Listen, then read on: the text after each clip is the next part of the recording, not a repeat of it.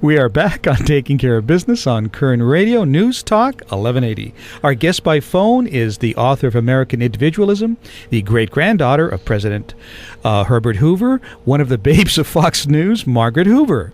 I love how you laugh when you say that. It's like you maybe accidentally gave Clay the placebo and you took his head. I think there's probably some truth to that. Well, Margaret, I tend to laugh at most things anyways. I figure you might as well laugh at life. You're not going to get out of it alive anyways, right? Especially when he looks in the mirror. That's great. So you were talking about the younger generation being 8 million of the 10 million. You know, he's also shooting himself in the foot recently with the Catholics, and I think something I saw recently, they represent, about 27% of his voting bloc, which blows me away, were Catholics? Yeah, isn't that interesting? Catholics are largely and historically Democrats, not Republicans. Yeah. And then that's I'm from Colorado, but I live here in New York now, and I see that all over New York. You've got strong Catholic Democrats. A lot of it is the Irish and Italian populations that came here at the beginning of the 20th century. But it's true. It's interesting. The Catholic population is not as supportive of President Obama. He's lost a lot of base of support, across the board, not just Catholic. Sure. It's about 20 years ago, I was involved in starting a couple of crisis pregnancy centers in Los Angeles and up in Tehachapi, and it was interesting. We came to the conclusion that at that time, what you really needed was the Catholic hierarchy around the Protestant body, and you had a better match. Because why is that? Well, because what the Catholic leadership felt about issues was different than what the Catholic body believed in. So the parishioners and the folks who attend church, the practicing population, the laymen. Right, we're more liberal. Yep. In their practices than the hierarchy and the leadership of the church. Right, and at that time, the evangelicals, the leadership was a little skittish, where the body, believed exactly the way the Catholic leadership believed. So it was interesting how you had a different match there. But I don't know about now, but that's the way it was 20 years ago, when I was involved in it. But anyway, so yeah, because it's interesting when you look at the Catholics for Democrats, when you look at the values, it's like the black community. The values of the black community are more conservative and Republican than they are Democrat, yet they vote Democrat. Certainly on the social issues, but on the economic issues, they're more liberal. Yeah. And the urban policies have catered to some of the programs that have, I think those of us on the right would argue have prohibited growth and economic opportunity in urban areas for African Americans.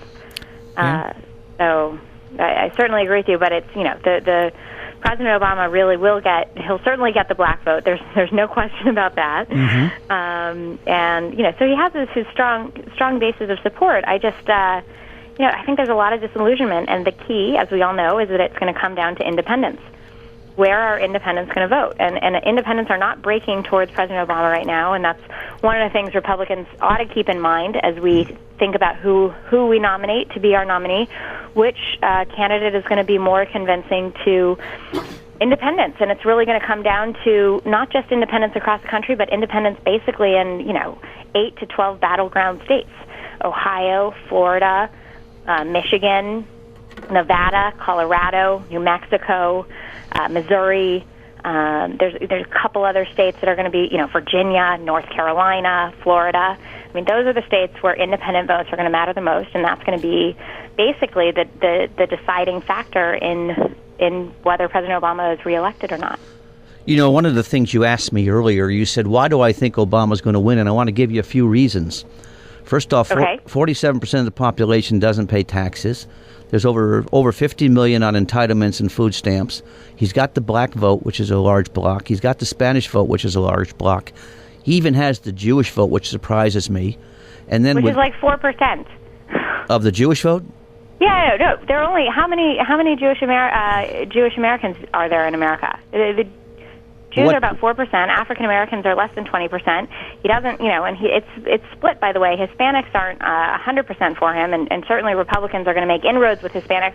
Hopefully, we have so many great candidates that could be a VP nominee, and it would certainly be great if we could get a young Hispanic on the ticket, like a Brian Sandoval or a Susana Martinez or a Marco Rubio. We might make inroads with Hispanics this time. President Bush in his reelection in 2004 got 40% of the Hispanic vote.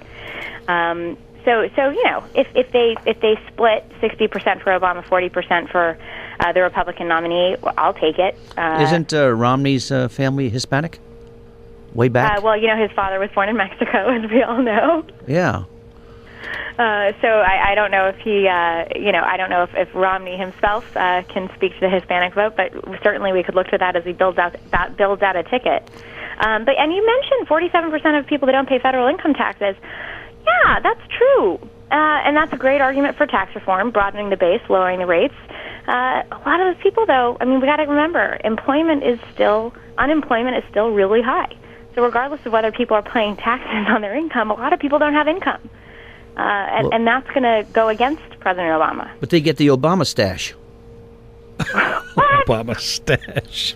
We're having a conversation with Fox commentator, the charming and always informative Margaret Hoover. I guess you never saw that commercial where the girl was saying, where are you going to get the money from Obama? Where's he going to get the money? It's Obama stash. No, I didn't see that commercial. The happy pill is kicking in. Yeah. Oh, good. That's great. Takes about half the show about half to kick in, but that goes hard. I should explain something to our listeners about the Babes of Fox News. That's a website that somebody has out there, and I thought it was Fox's, but apparently it isn't. So he's been on it all morning. I can't imagine Fox would do that, but I'm sure that they don't mind it. It's sort of free advertising for them. Sure.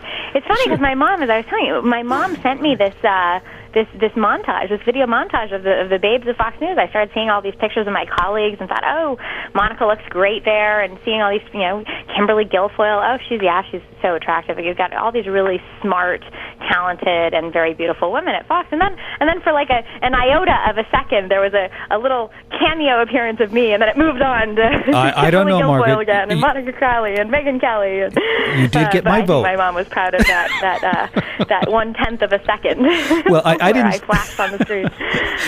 I didn't see that. All I saw was it actually had all your pictures on the front sheet of it, and your picture was there along with everybody else's, and it said, vote for your favorite, and I voted for you. So. Oh, thanks. So you have one vote on that website. Marty. Oh, fantastic, and I know exactly where it came from. Marty, she's happily married. I know she's happily married, but she's still a sweetheart. And besides that, she's young enough to be my daughter, but that's another subject. What's your perspective on? I heard you on Bill O'Reilly's program the other night after the election. What's your perspective on the Florida primary? Well, my perspective is that Mitt Romney is the most. He has the most money. He has the best organization, and here's one thing to keep in mind. Newt had this incredible upset in South Carolina based on his debate performances, based on the makeup of the state of South Carolina, socially conservative, and he won on every demographic of Republicans that you measure in South Carolina. But that momentum just hit the biggest speed bump possible going into Florida because the Mitt Romney's team, whether it was his super PAC, which of course is not officially coordinating or unofficially coordinating with the actual campaign, had been running ads against Newt in Florida for a good month. So the ground was already sort of seasoned against Newt. So his momentum just, it was like he was sort of speeding into Florida and lost a wheel, or lost two wheels, or lost an axle, and just sort of came apart. It just hit into this wall of really an uber-fortified state that had just been so saturated in favor of Mitt Romney for a long time on the airwaves. And Mitt had spent a lot of time there, a lot of resources, lots of mailers, lots of phone calls, lots of advertising on the radio and on television. And I think there was no way Newt could get through it. I don't think there was a way anyone could get through it. But it was a two-man race, and Romney had the advantage in terms of money, organization, and frankly, FaceTime with voters. Well, so I'm not surprised that Mitt did as well as he did. And I do think it shifts the momentum back to Mitt's favor. Well, let me ask you a question that you can answer after the break, okay? Romney outspent Gingrich 4-1, and I think that was the deciding factor in that thing. And that's what turned the tide. Is that going to be the case in the general election? Because Obama, they say, is going to raise about $1 billion. And how are the Republicans going to be able to fight that? I mean, is there any way I look forward to answering that, because I have an answer that you will not suspect when we come back, and I'd love to give you my view on that. Okay, because a good friend of mine in Washington said that's not going to be a problem, but I'm looking at it and going, okay, good. We'll be back. Yeah. Okay, we'll be back in a moment. Our guest by phone is Margaret Hoover on Taking Care of Business on Koerner Radio, News Talk 1180.